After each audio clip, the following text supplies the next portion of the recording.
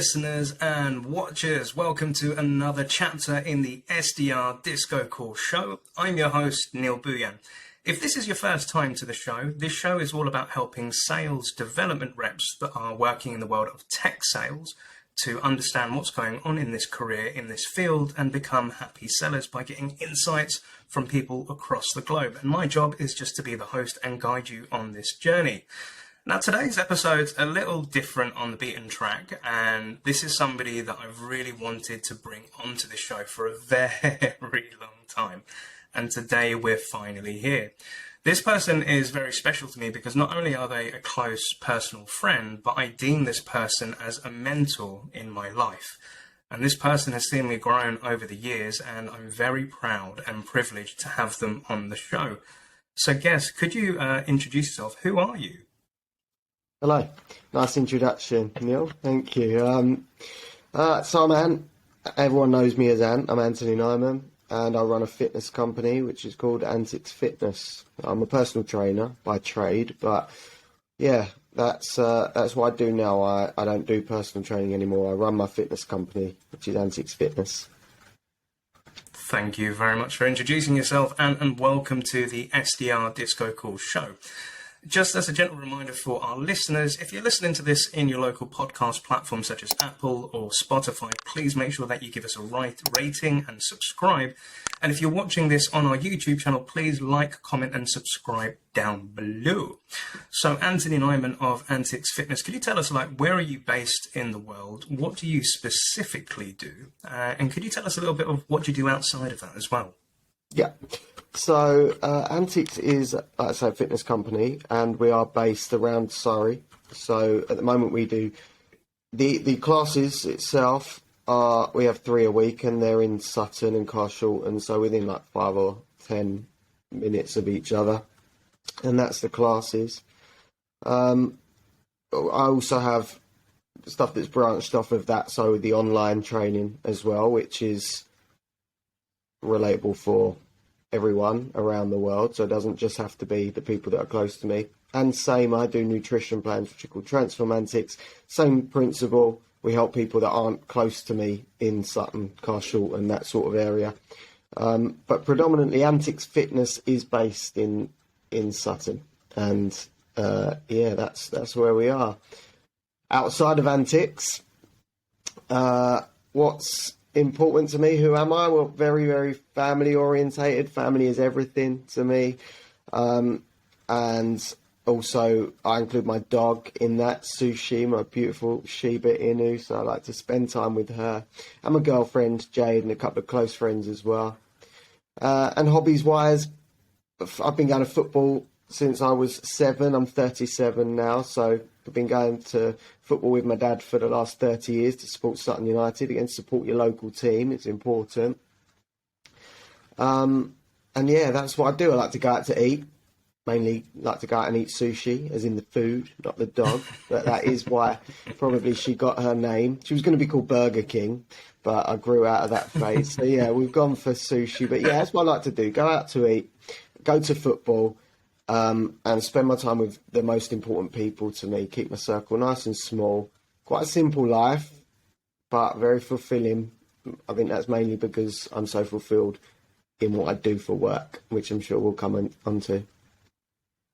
Definitely. Thank you so much for the introduction. And I'm hoping today, and not only the listeners and subscribers and watchers, but even myself, we're going to be learning something new about you today, about your journey. So for our listeners and watchers, you may be asking, okay, why is Neil getting somebody that isn't an SDR, a sales development rep, but getting somebody that's in fitness onto the show? Main reason number one is because it's my show and I can bring on who I want. But secondly, because this person is very important to myself and somebody who's quite pivotal. So obviously with Anthony, he does fitness, he does classes, he does online plans and workouts. But this person, from my point of view, is a motivational speaker. So as you may have seen with a lot with HappySelling, and my push towards bringing positivity to sales stems from the inspiration that I get from this gentleman on a weekly basis, 3 times a week, but also as a personal friend, because this person has seen me gone through different phases of my life, and the person that you're seeing standing here today or sitting down on this podcast show, part of it has a big part to do with Ant. So that's why I wanted to bring him on the show, to see if we can impart this positivity, because especially when it comes to mindset, motivation, and the cause of keeping going when things are tough, this guy is the dude for that as well. So that's the way that I like to see it. And again, and we're really privileged and happy to have you on today's show. So normally for our watchers, what I like to do at this point is share our screen to give you a bit of an insight into Ant's world. And one day I do hope to get Ant on LinkedIn, and we're working on that, and I'm going to give him a bit of coaching and training on it. But visiting anticsfitness.com, just a gentle reminder, you can view any of the links from today's show in the description notes in our show notes. But what we can see with Ant is that you provide high energy classes in terms of fitness, you provide nutritional plans, and you do something quite cool, close to my heart. You have a subscription business called Antics Flex, where you can get all that juicy information about keeping fit in the comfort of your own home. But also what I wanted to do is show a little bit of what does it look like to work out with this dude. So as mentioned, Ant provides 3 classes a week in Surrey, where around 80 to 120 people attend to do workouts with Ant. And as you can see, this is something which is a big piece, and then you can see myself there as well. But Ant has the bod of a god, and you've been working very close by building this community and family 3 times a week. And again, if you want to check them out on TikTok, check out Antics Fitness, where you can see all the classes and everything they're doing together. But and obviously, this is something that you've been building over for the past, near enough decade now. But I would love to know, and for our listeners and watchers, where did it all start with you? What's the story behind all of this? And, what made you the man that you are today, sir? So it all started, I got into the fitness industry 12 years ago, just over 12 years ago now. So I think I was 24, 25 at the time. But we've got to go back a little bit further than that to find out actually who I am and why I got into that industry. Because it wasn't really by chance. So growing up, looking back, never had it labelled, but extremely anxious kid. Nowadays, I think it would be labelled as anxiety. Back then, it was labelled as he's shy or he's nervous. But looking back, I was pretty scared of everything. I think that's sometimes a bit of a genetic thing. I think genetically, some people are just real warriors. And I just remember the sick feeling in my stomach that I used to have pretty much every day as a kid, just to do anything, go to school or anything like that. So I was never very confident. Not really a huge deal. It just was, I saw myself as not being one of the confident kids. That then led me, when we went into high school, it was very difficult for me. I'm not tall. I don't know how tall I am, probably like 5'5", 5'6", or something like that, which not too bad. But when you're a child, I was, there's always that one kid with the backpack that's bigger than them when they go to high school. I was that kid. Suddenly you go from being in year 6 in primary school and you've just about got confident and got comfortable because you're one of the oldest in the whole school. You then get thrown into high school where I was just tiny and I felt like a child around all these adults. And I was very, very scared and very anxious. And it led me to very quickly finding comfort in food.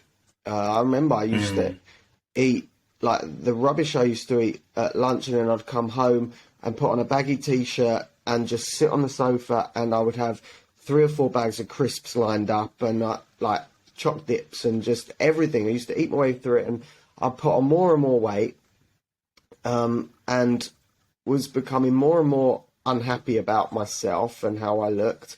Got the nickname Chunky at school. I was quite overweight. So I would never really take my top off on holidays with the family around the pool or stuff like PE. Would get really anxious about having to take my top off to get changed because I wasn't in good shape, and it affected me like it does for everyone really at that age. You're a very impressionable age, and you're sort of trying to make a name for yourself and find out who you are and look around, and everyone seemed in good shape and I was just out of shape. So found comfort in food. If I can pause you there as well, because, this is something which may resonate with a lot of our listeners out there, and it's something I recognise as well when I was in my teens, and you see a lot of snacks, and I was, very scared to take my top off when doing PE or getting changed in front of the other lads and stuff. If we fast forward to the future where we get a lot of online social media where there's a lot of comparisons, where people have fit bods and Instagram models and influencers and all of that. Back then, it wasn't so much that. But what do you think caused those anxieties of feeling unfit? And what do you think we were like comparing ourselves to? Like, was it movies or just what people said? Or what was that world like for you, Ant? I think looking back, if I was when I was starting out in high school, it probably was about 1996, 97. So, I mean, God knows what I'd be like now with, I feel for the kids growing up with social media to compare themselves to. Back then, it's more like I don't look like the other kids, or like you've not got the same bag or same shit. So it's quite minor, but even then, it feels like a big thing. So nowadays, people talk about what mental health is on the decline, and it's not really a surprise, because if I had that back then, social media, where you're looking and comparing yourself to everyone, and it's normally everyone's fake life as well, it would have a really negative effect. So looking back, I felt a bit inadequate in everything. I didn't feel like I was noticed. We all want to be noticed. Everyone wants to be noticed, whether you're a performer or not. You all want to feel as if your life matters and you've made a bit of an impact, and I really didn't. I felt just like a nothing, not good at anything in particular, and certainly not confident and not popular at school. And it just led me to bad habits, eating more, becoming more and more unfit, more and more unhealthy. And year 6, 7, 8, 9, 10, right up to probably about year 11, I think it was, probably about 5 years. So from about age 11 to about 16, putting on more and more weight and becoming more and more unhappy with who I was. And I think it was around about the time of my GCSEs, I decided to start losing weight. But then it sort of went down a different path of my anxiety took a different direction, and it started to manifest itself in panic attacks. And that's, I think, because whilst at that age where I was putting on all the weight, I wasn't happy. I was very miserable. I didn't sort of get any attention or get noticed. It was when I started to actually lose the weight that I cared more about what people thought of me.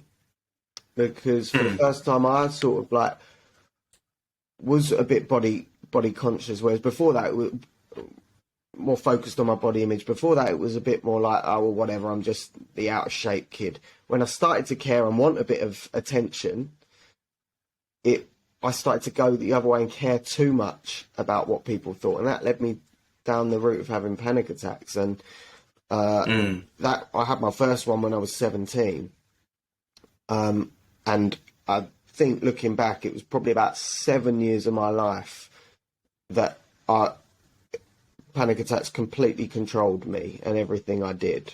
So I'm happy to talk about them if you'd like me to. Yeah, please. Like I'd say, for somebody like myself, that's like, again, we're always open on this show. I've suffered with anxiety and issues with my mental health as well. But for the unknowing person, how would you describe what an anxiety attack feels like? Because some people may say, is it just because you're scared, or like you worry about something? But for you, Anne, what did it feel like going through like an anxiety attack?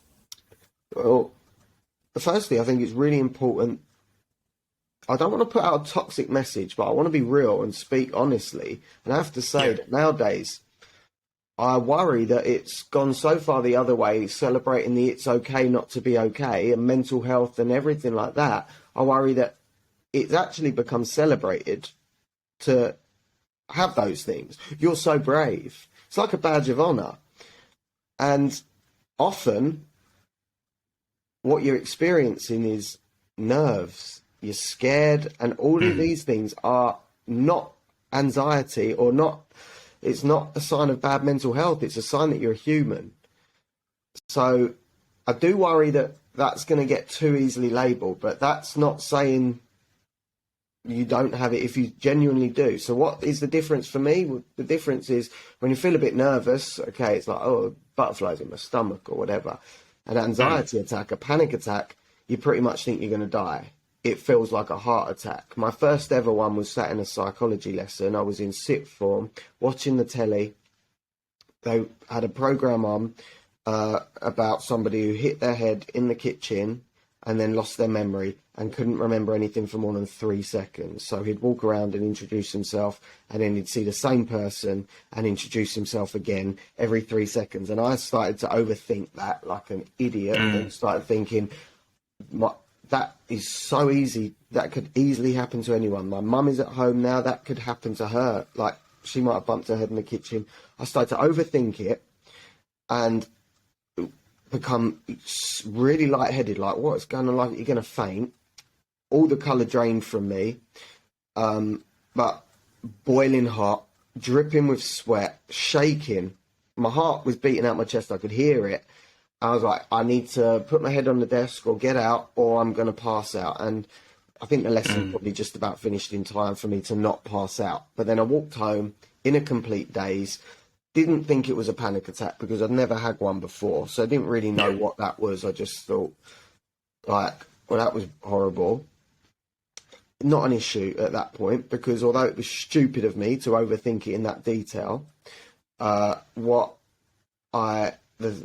things that brought on those feelings, losing your memory, like just by hitting your head, is quite a rational thing. That's something that would be scary for everyone.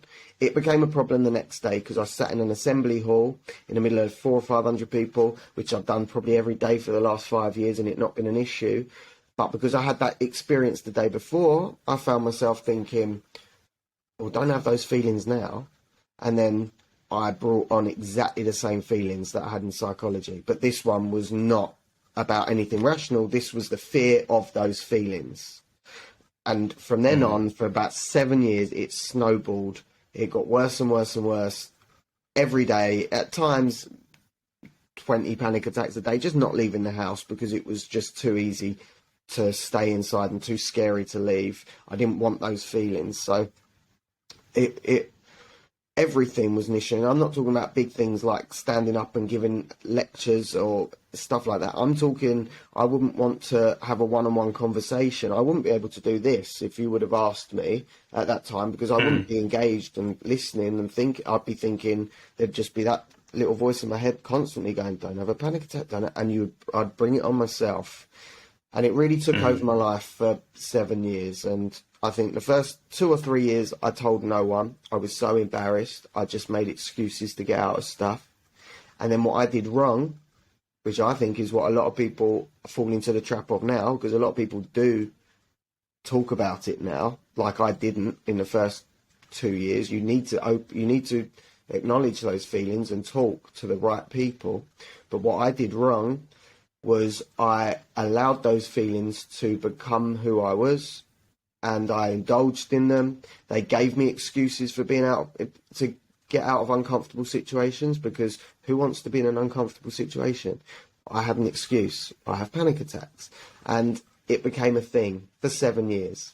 So it was only after about 7 years, when I was about 24, I was so worn out, I realised not reaching my potential, not living the life I want to live. I was like, I need to beat this now. I no longer want any sympathy, attention. I no longer want any excuses for getting out of things. I just don't want to have them anymore. And that's when I started to turn them around. And that was when I was about 24. That was about 13 years ago. You don't just click your fingers and sort it out overnight. If it was that easy, we'd all do it. It's a work in progress, and it took a long time, but it only takes a second to change your life. And that is the second you decide, no more, I'm going to change, because what I've been up until now has not been working for me. And then that's the start of getting the wheels in motion.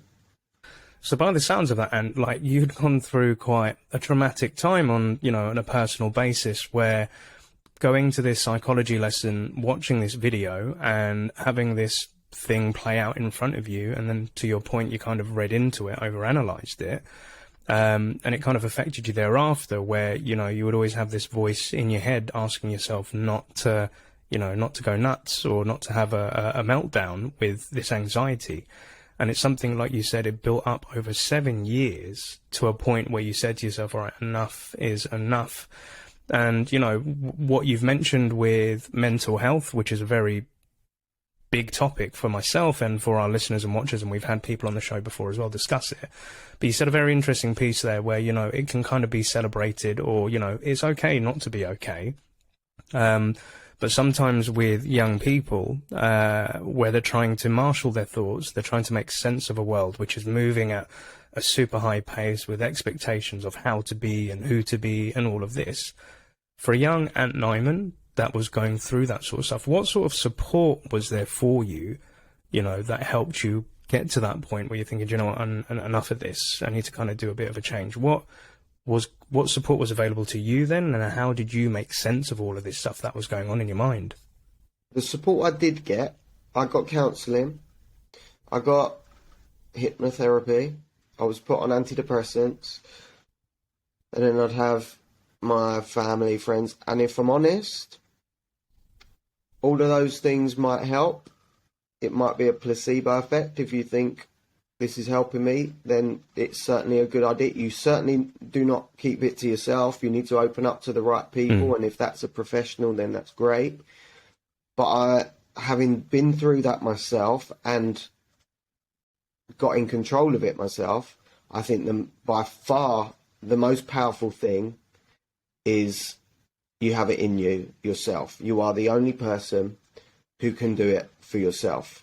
And I think the key thing, because I don't want anyone who's struggling to think, listening to this and actually struggling themselves to think, well, Ant says you can't open up, you can't talk about it because you're just a bit nervous. I'm not saying that at all. For one, you understand the difference between having human emotions, and two, when it's a big problem, it's taken over your life. So understanding the difference between those.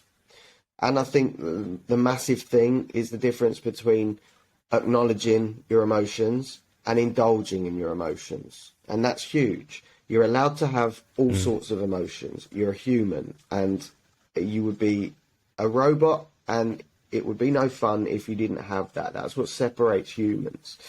So you're allowed to feel whatever you feel. But how you process those with your thoughts, how you process your emotions, you are in control of. And that's where it comes down to you to think, are these thoughts that I'm having, that I'm allowing myself to have, benefiting me or holding me back? And all the time they are, your thoughts are, this is terrible, why me, I don't deserve this, and thinking other people are going to give you sympathy, you're not going to beat it. I spent 7 years trying not to have it, half-heartedly, running away from it, staying comfortable, so not putting myself in uncomfortable situations. And the second, everything was geared towards don't feel those things.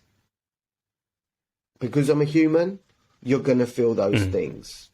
It's impossible not to get a little hot sometimes, a little out of breath sometimes, a little bit sweaty, a little bit lightheaded sometimes. It's impossible, especially when something's quite new and uncomfortable to you, and that can be walking into a pub by yourself. It's an uncomfortable situation, you don't know what to expect, and that makes you feel uncomfortable, so you're going to feel those things.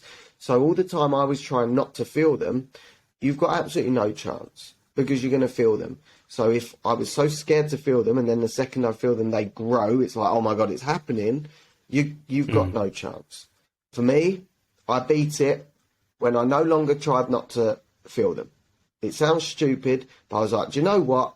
If you feel these anxious feelings that are making you feel sick, dizzy, like you're going to faint, and dripping with sweat, if you feel them, cool, bring it on. Because I've had them for the last 7 years and not one of them has killed me, and no one really cares anyway.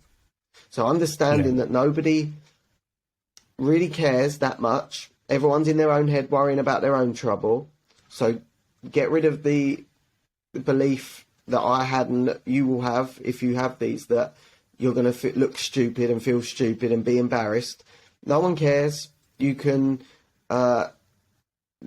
literally, you can have one right in front of someone, you can faint, and within 5 minutes they would have forgotten it. They're too worried about what's going on in their head, I promise you. So take that pressure off of yourself to not feel to feel it. Don't celebrate it because you don't want to feel it, but accept it. Go, ugh, here we go. here comes those feelings. Let's see what happens. And also, what normally changes is when we feel a certain way, be it excited, happy, or completely the other way, scared, nervous, we normally change our body language, our facial expressions, our breathing. So we start to hyperventilate and breathe faster. Our shoulders normally come forward. Maybe our head goes down a little bit and we tighten up, like start frowning. And everything is screaming to your mind, I feel anxious. If you flip it the other way and you're like, right, regardless of what I'm actually feeling, I'm going to focus on my body language is relaxed. My shoulders are back. I'm not going to frown. I'm going to keep a smile on my face. And I'm going to consciously focus on keeping my breathing the same, even though I feel different. You can teach yourself and train yourself to instruct your mind how to feel, rather than feeling it and instructing and being in control of you. You're like, right, I don't want to feel this, but I do, but I'm going to focus on the stuff I can. So I'm going to consciously relax my muscles, my body language, my shoulders back, my posture. I'm going to put that smile on my face, even though it feels stupid. It's very difficult, almost impossible to be sad when you're smiling. As hard as it is, if you've got a smile on your face, if you've got a big stupid smile on your face now, even if you are feeling sad originally, it don't take long before you're like, all right, I feel a bit better, because you're smiling. Your body will react to that. So you do it that way round. Don't change your breathing to mimic how you're feeling. Concentrate on your breathing, and then how you're actually feeling will follow and will become more relaxed. So very difficult. If you're genuinely struggling with them, it's horrible. But I don't want to give you too much sympathy, and that's not because I'm horrible or lack empathy. It's because I don't think it will help you. Really, what I want is you to not have them. And the best way to do that is to realise you're not going to get sympathy from it. No one's going to care. You're the only one that's going to lose out. So take your deep breaths, get your body language, your posture right, breathe through it and beat it. And if it really takes hold and gets control of you on a certain occasion, you go, okay, you won that one. I'll go again the next day. Oh, it's fine. Rather than dwell on it and being like, I'm an idiot, I'm a failure, I'm a freak, why is this happening to me? No, you're not. You're human. It's cool. Yeah. Stop expecting to be perfect. Take the pressure off yourself. Yeah, you're very right, Ant. And I think for our listeners and watchers, Ant has really helped me on a personal level of gaining self-control. And I think what I've learned from you, Ant, is, you know, my emotions don't run me, I run my emotions. And it's totally fine to feel scared. It's totally fine to be put in difficult situations and see, you know, if you're going to sink or swim. And the whole smiling element of it as well, where, you know, you have told me when I've told you personal things, it could be worse. You know, this could have happened, but look where you are, look where you're standing. And I think for our listeners and watchers who, you know, are relatively new to sales, you're going to be meeting people for the first time. You're going to be going into a new job and a new company. You're going to be in front of customers for the first time. And all of these fears and anxieties are going to come up. And to Anne's point, you know, it's normal to feel this, but you have this power of control of your mind, of how you perceive things, you know. So meeting a team member for the first time and trying something, yeah, you might fail. You may not make it 100% perfect. But that's what Ant has taught me, where, you know, it's I'm imperfectly perfect. It's good to have those things which aren't 100%. Because many a time where I've tried to do your fitness regimes and your classes, and I used to get angry at myself because I didn't do it perfectly, or I didn't perform it in perfect form. And you would be like, you're kind of beating yourself up, dude. It doesn't have to be. This is something that happens over time. You build it, you learn from it, and grow from there. So I hope, you know, with our listeners that are coming into this industry for the first time, don't beat yourself up. You know, it's totally normal. And breathe. Breathing is one of the best things. And as Ant knows, we did a breathing exercise before we came on here. And you've always noticed with body, and this is something I've noticed as a sales manager, like it's the body language of my reps. When they first come into that room, the shoulders are hunched over, they're sitting there quite scared, and they're thinking their head's going to get bitten off. And I'm like, chill, relax, calm down, like don't beat yourself up too much. But coming back to your point, and where for these 7 years, you'd gone through these struggles, and then you reached this age 7 years later where you thought, all right, enough's enough. I'm going to take control of my life and these emotions. Something magical happened. And can you walk us through what happened at that point, sir? Well, one of the pacts that I made with myself is that we no longer run from it, we run to it. And just to give you a little example of what I mean by that, I said to my girlfriend the other day, I've been feeling a bit anxious for the last month. I've not said anything to anyone, but I've been aware of it. So what I did, I actually put a call out. I often get asked now to go into assembly, to high schools, to give assemblies for 400 or 500 people, and it's cool. I'm happy to do that. I've been feeling a little bit anxious for no apparent reason for the last month. So what I've done, no one would know that. You wouldn't know it if you come to my Antics classes. You see the same amp. But I actually put a call out. I said, does anyone want me to come to the high school to give an assembly?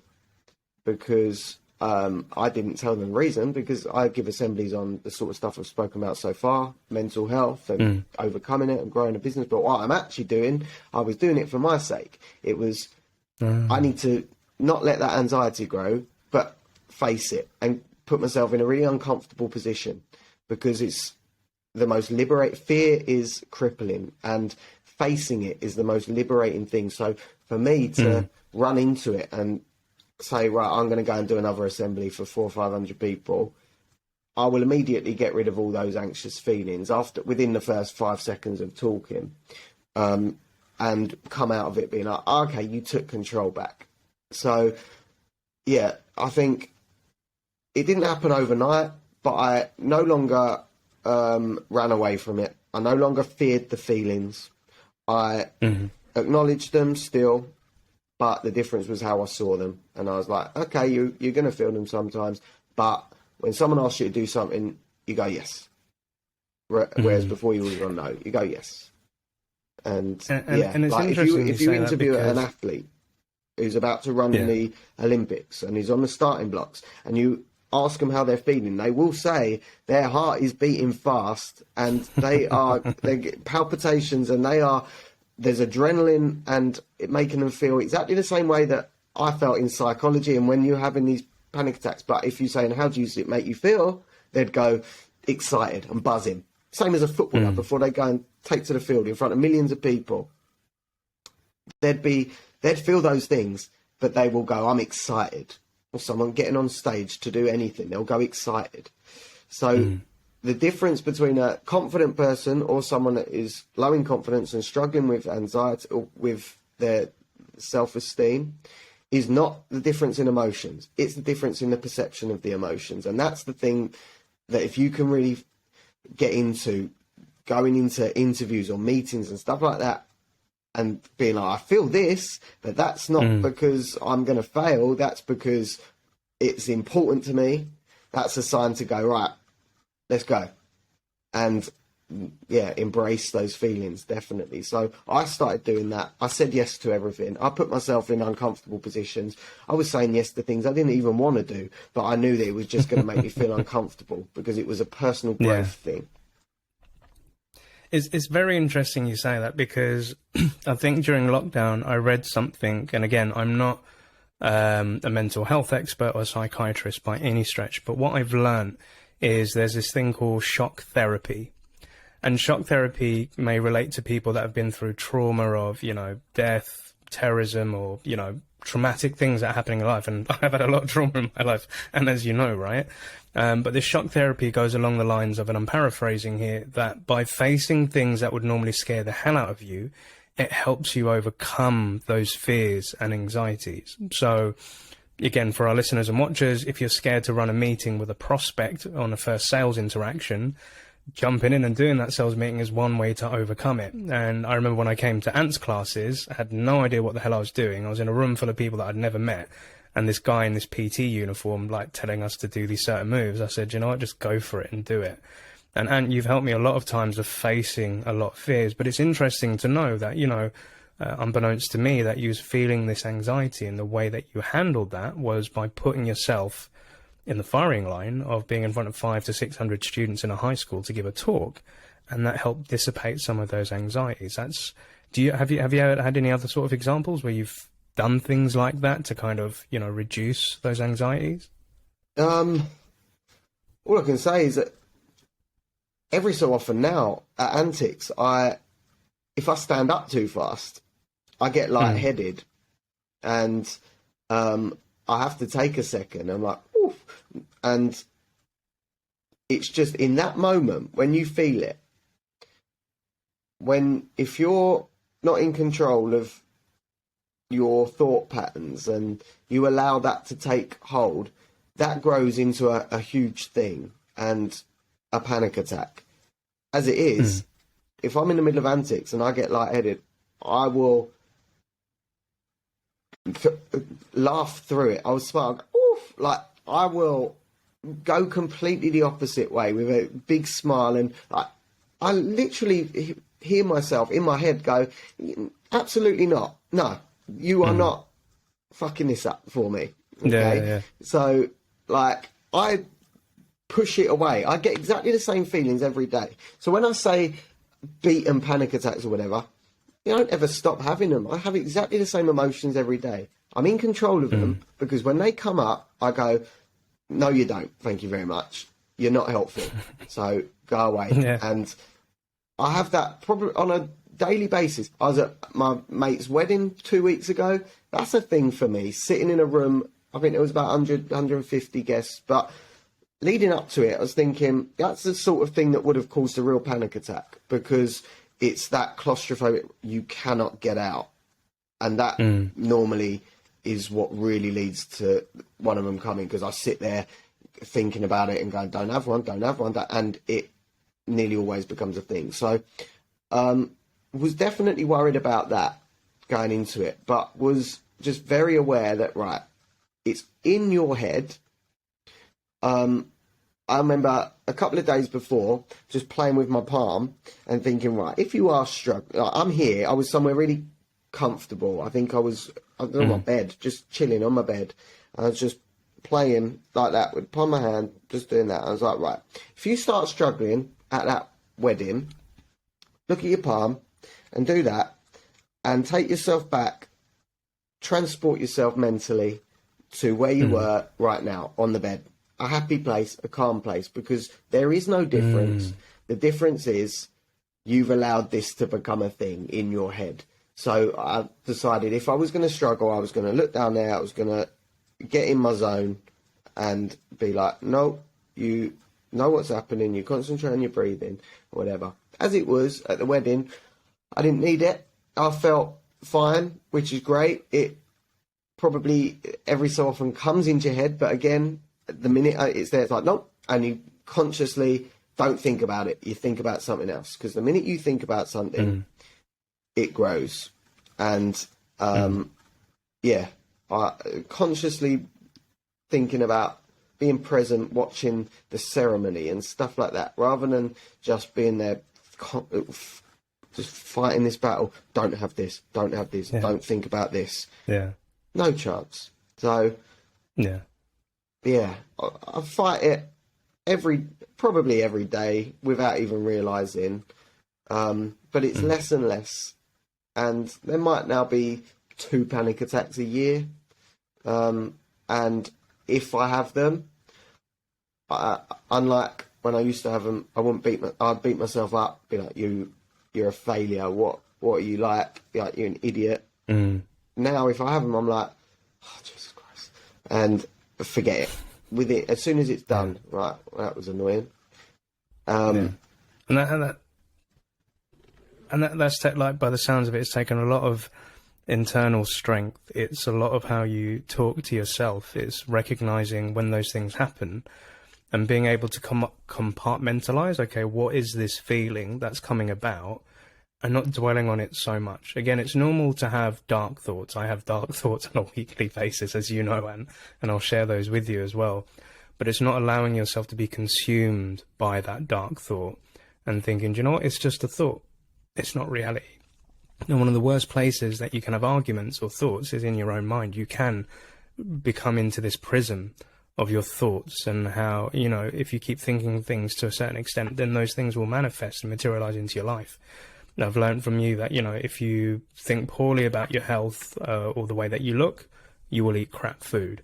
If you eat crap food, that will lead you on to maybe drinking too much. If you're drinking too much, you may be partying too much. If you're partying too much, you won't sleep that well. If you don't sleep that well, you'll be in a bad mood. If you'll be in a bad mood, that will then trickle into the relationships with your friends, family, and your partner. And that will consume you based on that initial thought. So, you know, I'm very glad that you've shared that and been open with us. So thank you so much for that. And hopefully that gives something for our listeners to watch as, you know, watch your thinking. It's normal to have these sort of thoughts, but make sure that they don't consume you. And again, reaching out to people, asking for help, speaking to friends and family, professionals, whatever works for you, do so. And I think it's very important because, you know, during lockdown and everything, and again, we can go into this a little bit later, you were giving a lot of inspirational talks when things were very dark and unknown and there was a lot of uncertain times. And you know what, I remember being on Facebook and being bored out of my nuts at home and just watching your live Facebook feeds to get some sort of sanity back into my life, or have that bit, that inner voice. You know, you provide that inner voice for yourself, but you provide it for thousands of other people out there. And I'm very, you know, grateful for that as well. And but coming back to this antics thing, and I do want to let the audience know of like, how did I get into antics and how did I find you? I want to share that story. But could you give us a bit of understanding as to, you know, how did this antics thing come about, Ant? Yeah, so left school not knowing what I wanted to do, but that was like at the height of the panic, so didn't really want to do anything. So went and did a graphic design degree, which for me felt just about the least scary. Just felt a bit more like it would be like school. It was close to my home, so I still lived at home. So went and did a graphic design degree. Did that for 4 years, a foundation, and 3 years there. Wasn't particularly interested in graphics, absolutely winged it. Don't know how I got away with the degree. Used to go in, sign in, come home, watch Jeremy Carr. Fine, got through it. But got my degree, left there, 21, again, right bang in the middle of my panic attacks, didn't know what I wanted to do. Went and worked at my local gym, David Lloyd, and that was working for kids' classes.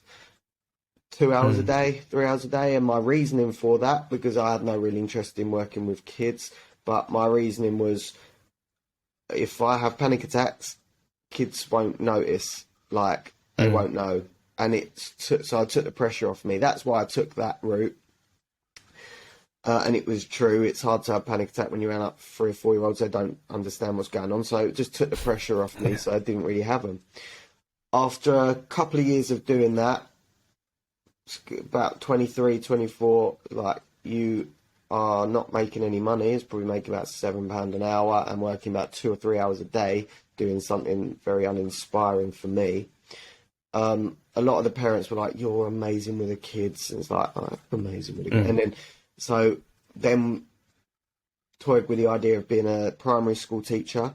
Went for an interview to do a PGCE, which is a year course to be a primary school teacher. Didn't feel right at all when I went to the open day, but tried to convince myself it was right because I'm so good with kids. Went for the interview and thankfully didn't get in. Don't know why, because I'd worked with kids. I was a male, which I think they were crying out for at primary schools. So I must have really fucked up that interview. I don't know what I did. Maybe it was being full of tattoos, but didn't get in. At the time, felt like rejection, felt like failure, and felt very low. Like, what are you actually going to do for a career? You're 24, you earn about £16 a day, doing something you don't like. And it inadvertently led me to rethink a little bit. I was like, right, what would I like to do every single day if it's not really about the money? And I'd been training, I'd got into training. I said I started to lose weight when I was about 16, around my GCSEs, when I said the panic attack started, because I actually started to take a bit more care in how I looked. But I'd been training from about 16 or 17 for the last 7 or so years. and doing it every single day in mum and dad's bedroom, just with a little Argos set, dumbbells, barbell. Started to pay more and more attention to my eating. I actually got in decent shape. I think trained for the first time in a gym when I was about 22 or something like that. So when I was doing the kids classes. But so for about 6 or 7 years, I've been changing my body through exercise and healthy eating. And it got me to a point where actually, for the first time in my life, I did feel good about myself. I would get compliments about my physique, which was a very far cry from what had been all through high school. So that felt good. And went to the gym, David Lloyd, where I was working, doing the kids classes. Is there any way I could have, like, do any shadow work or anything just on the gym floor? They were like, yeah, you can. So did that. They then put me through my qualifications. Took about a year, I think, to get qualified. And all that time I was shadowing. I think my first gym shift was on the day, it was something like July or June 2010. And they asked me if I wanted to cover because no one in the gym wanted to work because England were playing USA in the World Cup. I'm a big football fan. Time. But I was like, yes, I'll do it. And I covered, and I think there was one person in the gym because everyone was watching the football. But I loved it. I spent hours with that person. And immediately it was like, wow, this is what I should be doing. It didn't feel, I weren't clock watching. I couldn't spend enough time with that person. I was just trying to show them all my knowledge of the last 7 years, showing them little training like exercises that they'd never done before, or tempos or techniques that could really change them, and watching them like, oh wow, I really feel that. And for the first time, like, I'm a bit worthy. I am actually really helping this person. And very quickly just grew in confidence. I was being put on gym floor hours like 5:30 in the morning, which meant getting up at 4:30, and I'd often work through to about 1:30, and then I'd have to training was so important to me, so I'd train straight after, and then I'd do the kids classes. And then when I became a PT as well, because at that gym you couldn't be a PT and a gym floor instructor, you could PT but not on shift. So I then got qualified as a PT, which is level 3, gym instructor level 2, and started doing PT after. So with then PT maybe 4 till 10 at night. So I was often working at 5:30 in the morning till 10 at night, £6 or £7 an hour for the gym floors, getting paid hardly anything. I was permanently exhausted, but yet loved it, the happiest I've ever been. And as time's gone on, I've gone through stages of, right, how can I now do what I like doing, but not exhaust myself? So basically reach more people in less time. And that's just went through the stages. At first it becoming a full-time personal trainer at David Lloyd, so dropping the gym floor hours and just becoming a personal trainer. So no more mopping the treadmills on stuff like that, but actually doing the PT inside of it. Enjoyed it. Again, tiring if you're doing even 8 hours a day, because I got full up quite quickly. I got a reputation as being the trainer to go to because I get results, because I really care about it. I take it personally. And got to a point where I maybe had like 8 clients a day. You can't really go anywhere from there. You can't just keep on taking more and more clients. There's only so many hours in the day, and I was exhausted. 8 hours of talking and giving out that energy was exhausting. So I'd come home, there's nothing in me. It's like, how are you going to earn more money in the same amount or less time? So the transition then had to be, I'm going to go freelance and be brave, because the manager at the time told me I wouldn't go freelance. Not many people make it freelance. It's the worst thing you can say to me if you don't want me to do something, because I will do it or die trying. That's the two options. I'm going to die or I'm going to do it. Like, there wasn't an option I had to, you can't tell me that. So I went freelance and pushed the hell out of it. Most of my clients came with me, but some didn't. Some just wanted to stay at the gym, which was cool. Again, might have suddenly earned 3 times as much because all the money was mine, as opposed to having to give some of it to David, or a lot of it to David Lloyd. But I was still working just as much and still tired. So again, it became, how are we now going to earn more money in less time?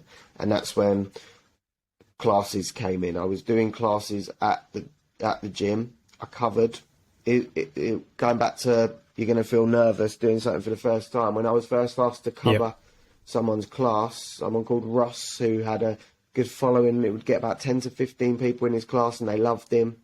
He couldn't make a class one week, so he's like, do you want to cover it, Amp? Yeah, brilliant. And you walk in and they're all looking at you like, you're not the normal bloke. And you just take a deep breath and you're like, own it. I might not, it'll be different, but it'll be good because I back myself. And it was really good. Like, they enjoyed it. You ask for feedback and you know what happens. Some people, when you ask for feedback, take that as their opportunity to get a bit of control and want to say, well, Ross does it. Yeah, cool. But generally, people loved it. The gym wanted to keep me on doing those classes instead. So I did. And they grew to, we were getting like 30 or 40 people to the classes, which it was quite a small sports hall. You couldn't have got more people in there. Many of them said they were only coming to the class, only had their membership at the gym because of these classes. They were bringing people, bringing guests, because you've got to experience Ants classes. And it was like, oh wow, that feels good. I have a reputation. And then I went and did those classes outside, which originally caused a bit of a problem. We won't go into it, but I didn't have a contract which stipulated that I couldn't, so I didn't really do anything wrong, but they didn't see it that way. And that's a point where they tried to make me stop doing them outside. But again, that's a point where you back yourself and go, right, it's not going to be easy, but I am good enough. I proved it. I am the asset. So I went freelance, did them by myself. First class I ever did outside freelance, we had 30 people, which was brilliant. Next week, raining. I thought no one's going to come, but 19 turned up. I was like, that's good, because in my head, you're putting yourself out there. You're thinking, I might be stood here by myself. No one might come. It's very realistic. A lot of classes have that. No one turns up, and it's like, but I had spent 3 years building a reputation and helping a lot of people. Then we had 19 the week after, and then it grew, I think, to 33, 37. And then it got up into we put on a Thursday class as well as the Saturdays. And we had 54 turn up. Kept those Saturdays and Thursdays for the first 6 months. And then we went into the new year, because I started in the summer. We went into the new year, just before the summer I started. And there was a big hit, and suddenly there was like 55 people in class. I was like, oh, wow, which I thought was amazing. Nice. Grew to the point where just before the pandemic hit, we were averaging, we had 3 classes a week, Saturdays, Mondays, Thursdays, and our average number was 170 in class. Our record was 254. So we were getting about 170 to each of the 3 classes. So it grew massively. And if you can see the best part of 500 people in 3 hours, then obviously that's helping a lot more people, and it's saving a lot more of my energy. And don't get me wrong, that's not 3 hours of work for me. It takes a lot of work to make something look easy, but I'm willing to do that work because I do it in my own time. I do it on my schedule and I enjoy it. But so I can really focus on those 3 classes and make sure I'm at my best.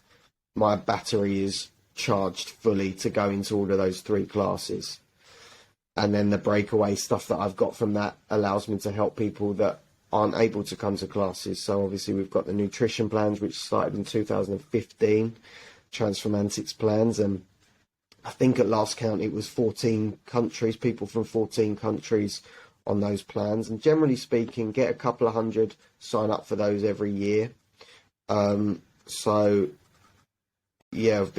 been doing that. And during the pandemic, we launched Antics Flex, or just after the pandemic, Antics Flex as well, which is basically so that people can get the Antics experience from their own home for hardly anything, $9.99 a month, a subscription service, and me working out, doing the Antics style workouts, but at Flex FM with DJ Solly DJing. So you got it's very important to me that I want to astound my customers. I want to give them more than they expect from a nutrition plan, from an exercise class, from an online workout. I don't want to fit in with everyone else. I want to be different and not compete. I want to be different to everyone. I'm not going to say we're better.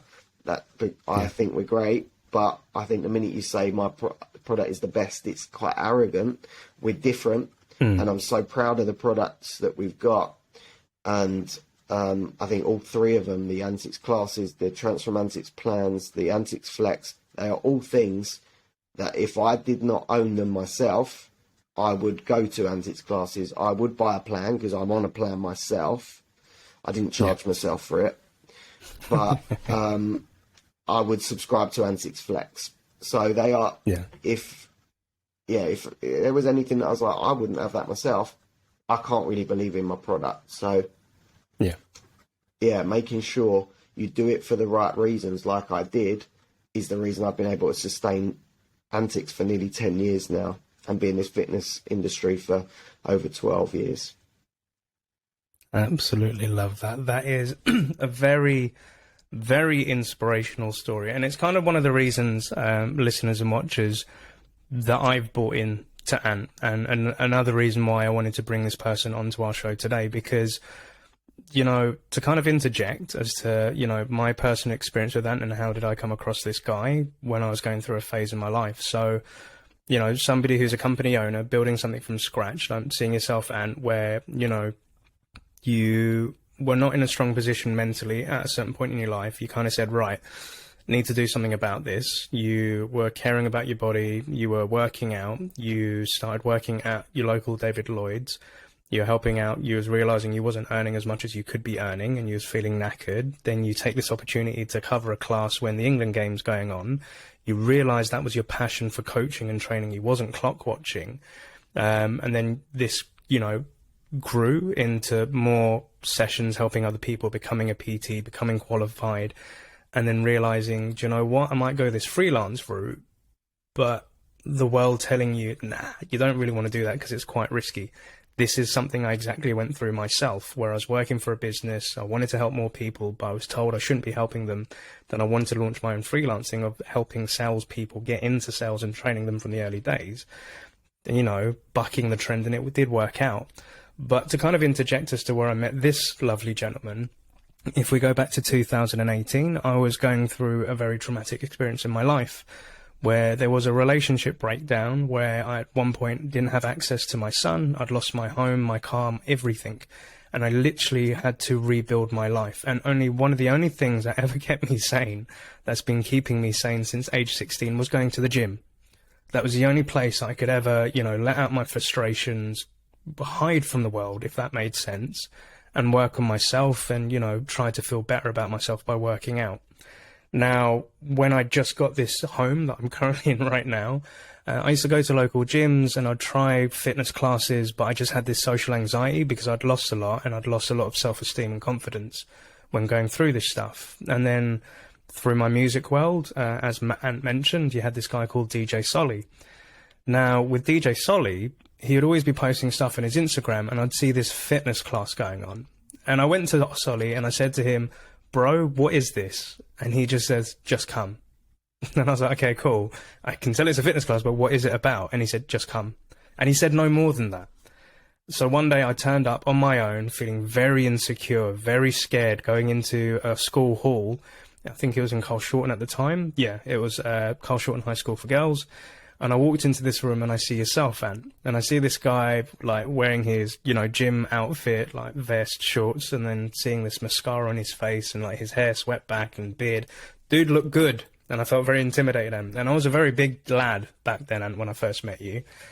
And the thing that you did for me was you just came up to me and said, my name's Ant, this is Antics, welcome. And you said, literally just go at your own pace. We're going to do a couple of moves. You're probably not going to get it, but just have fun. And everybody has different, you know, abilities and fitness levels, but don't push yourself too hard and don't be worried. And just that first comfort, I was like, all right, dude's cool. You know, I like him already.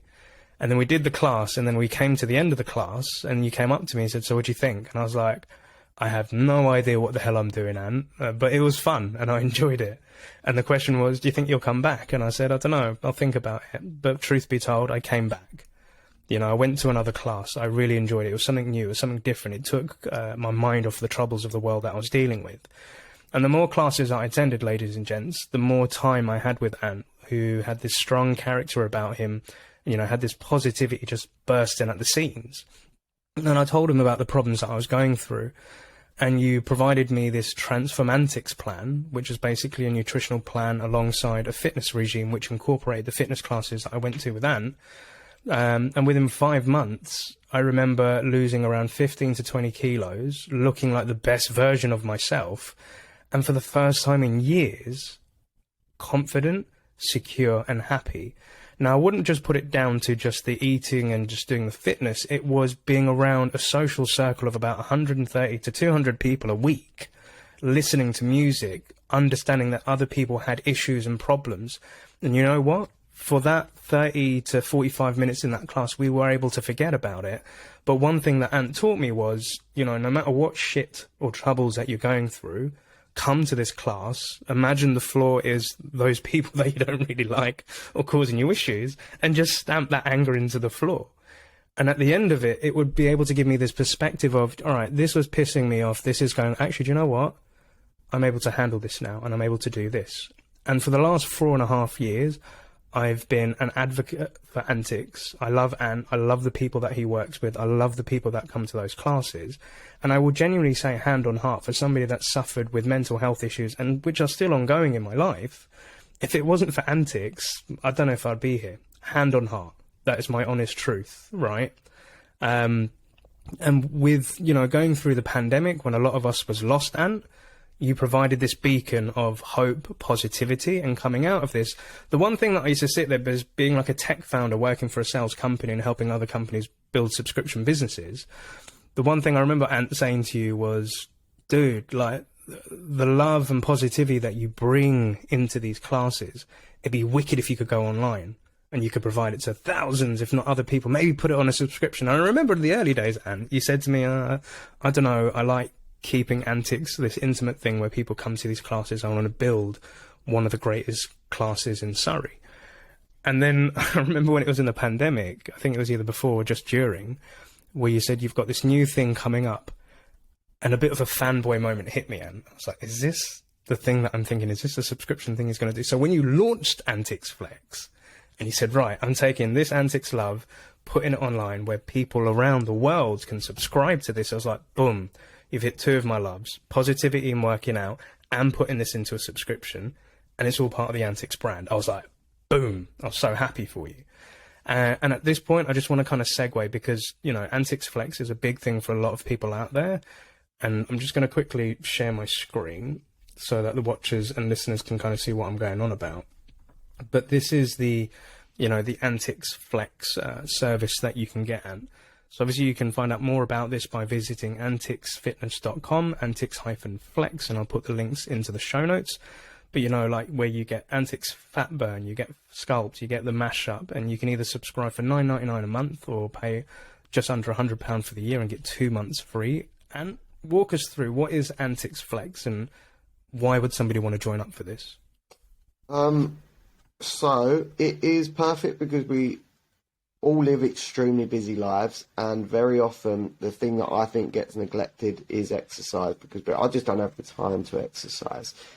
And what people don't seem to realise, a lot of people don't realise, is that should be the cornerstone, that should be the centre point of your day, exercise. And that's not because it's my thing. It's not because it's my business. It's not because it's of the way it makes you look. If it is not just if you're happy with the way you look, it's because exercise will make you feel incredible. When you do something bad for you, you feel shit. You have an emotional hangover from it, whether you've enjoyed it at the time or not, whether it's that you've drunk too much, smoked too much, eaten shit, whatever. You might enjoy it very temporarily. You then feel bad.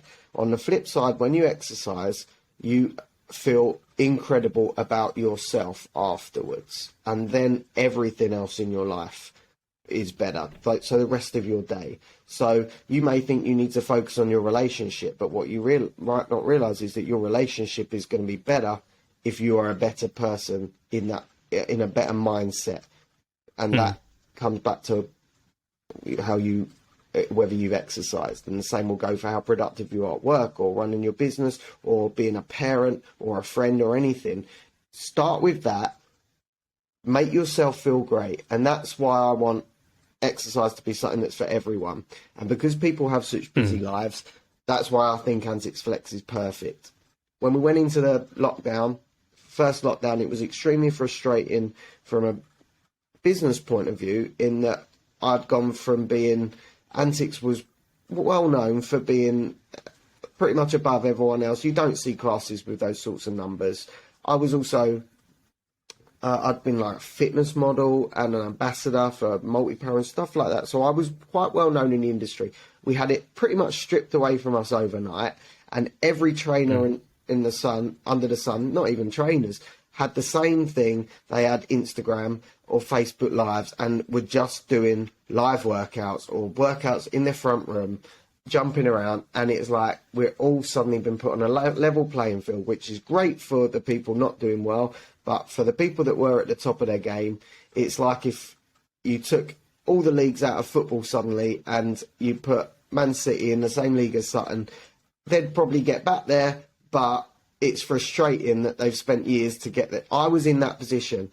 So I was very conscious of not doing the same as everyone else with the workouts. I did live workouts, Facebook, but I didn't want to charge for them because, for one, I didn't want to take advantage of people who had lost income themselves, had no other option, and two, how good was the product? I mean, it was watchable. We used to get about 5,000 or 6,000 people watch the Facebook Lives, and they all loved it. Oh yeah, so it was watchable, but I didn't feel particularly comfortable charging for something where it's me working out in my gym at home. It's like, you can go on YouTube and get that. So we came up with something. I wanted to be different, and I don't think that we've seen anything like Antics Flex. So it's basically, we've recorded hundreds of workouts at Flex FM with DJ Solly DJing, and they are short, sharp workouts. So you do them whenever you want. So you've got fat burn workouts, which are body weight stuff designed at burning about 200 calories in the 15-minute workout. You've got sculpt workouts, which are with weights. So we look to literally sculpt you up. The tempo to the music that played is different. It's slower for that one because it fits. We've done the work to work out what tempo is needed for the exercise. You've got mash-up workouts, which are 20 to 25 minutes, and they are a mixture of fat burn and sculpt combined. You've got Antics PT, personal training workouts, which are 25 to 30-minute workouts, where I'm taking a client through a workout, again, all with Solly DJing. And at the end of that one, you get tips and advice, a bit of motivation or nutrition advice or training advice. You've got body part specific workouts. So if you just wanted a 5 to 7 minute arms workout or legs workout or bum workout or something like that. You've also got beginners workouts, some warm-ups and cool-downs. So you've got a big library of stuff there to keep you going, and you do them whenever you want. And like I say, I get a lot of people say, why don't you charge more? Like, I could charge £50 a month for that, because I don't want to. The way I see it, the same reason that I've never put the price up at Antics for the last 10 years, and that is certainly not the naive eye might say, well, that's because he doesn't believe in his product. It's the opposite. I think it's better than it's ever been. I've made a decision that whilst everything else is going through the roof, prices wise, all around me, and the cost of living is extortionate, and you can't do anything without paying ridiculous money, Antics is so good for you and Antics Flex is so good for you, I'm never going to put the price up. And I say never. I really hope that's the case. It really is my intention not to. Obviously, my bills have gone up as well. But my way of dealing with that is to get more people rather than put the price up for the same amount of people. I would just rather reach more people. So with Antics Flex, yeah, you get all those workouts. You do whatever ones you want, whenever you want. And you have solid DJing while you go as well. So it's the music, it's the workout, it's the fun. We have a laugh with it. And it makes a huge difference. And the people, I get messages every day from people that are doing their Antics Flex, people I've never met. They're all around the country and in different countries as well, saying, these are amazing. I feel incredible. Thank you so much. And it's far more important to me than just earning more and more and more so that I can drive a more expensive car. Not fast. Like, reach more people, help more people. Because when I said how it all started, when I had that, oh my God, this feels right moment, was helping that lady in the gym when England were playing the USA, her turning around and being like, oh wow, like, you've really helped me. That gave me a feeling of fulfillment and happiness, like I make a difference that I've never received from a certain amount of money or fame or anything like that. It's helping people. I want to help as many as I can, and I've seen the thousands of people that have got help from it. So that's why I'm so passionate about the product that we offer. I love it. Thank you so much. And again, ladies and gents, you may be sitting there thinking like, Neil, like, are you sponsored by Antics Fitness? Are you trying to plug or something? And I want to say that I'm not financially affiliated in any way, shape or form, but I'm a very big, firm believer in Ant and the movement that he's doing with Antics. And you know what? With the SDR world, I've sent a lot of my friends to Ant services, like with nutritional plans and workouts on Antics Flex. So I fully believe it. And again, I'm not paid in any way, shape or form. But definitely go check out anticsfitness.com. You can check out Facebook Antics New and the groups and the chats everyone have. If you're looking for somebody with positivity, if you're looking for a good mindset, especially working as an SDR where you're working between 8 to 10 hours in front of your laptop and you're limited in terms of, you know, what you can do for fitness or hitting the gym, go check out Antics Flex. And as we're coming into the last few minutes of the show, it's been an absolute privilege and honor to have you on today, sir. If you can, because I literally have to jump off after this and go in for another webinar that I've got live on LinkedIn in a moment. But if you could succinctly give yourself 3 bits of advice to a younger version of yourself, what would those 3 bits of advice be, sir? 3 bits of advice to give my younger self. I would say, for one, don't let your past define your future. So what you've been, a lot of people just live their past, they previous experiences, because it's what they know and it's who they believe they are. You be who you want to be, not who you have been up until now. It takes a second to decide, no more, I'm going to change. So don't let your past define your future. In terms of business, work, do what you would do if you weren't getting paid for it. Because if you do that, you are doing it for the right reasons and you will have longevity. And when you are tired and don't feel like it, you will still be able to put the work in because it's your passion. It ignites the fire in your belly. So don't go chasing the money that comes, just like don't exercise for the body that comes. Do it for the right reasons. You exercise and eat well because of the health. You do the business side of it, you do it for the right reasons because you're passionate about it. So do what you'd do if you weren't getting paid for it. And the other thing, I think, be your own biggest critic, but your own biggest fan. If you're trying your hardest, genuinely trying your hardest, and you're kind, then you can be proud of yourself. You're not going to be the finished product. You don't have to be perfect. There's no such thing as perfect. There's always going to be people better than you in certain areas, but you are the asset. You have so much to offer. So if there's things that you can work on to improve yourself, then you do it. And along the way, you constantly take ownership, be accountable, and be like, you know what? I'm proud of how far I've come because I keep learning, I keep growing. So I think they're probably the three things that I'd go for. Absolutely love it. Thank you so much, Anthony Nyman, for joining on today's show and chapter of the SDR DiscoCall Show. So as a big thank you to our listeners and watchers joining on today's episode, if you're listening to this in your local podcast platform, please make sure that you give us a like, rating and share Ant's episode. And also, if you're watching this on YouTube, please like, comment and subscribe down below. And if you've got any questions for Ant, put them in the comments section and we'd be happy to pass them on and he'll be able to get back in touch with you. But Anthony Nyman, thank you so much for joining the SDR DiscoCall Show today. I wish you a positive week. I'll see you in class very soon. And thank you for joining, sir. Happy selling. Thank you. It's been a pleasure.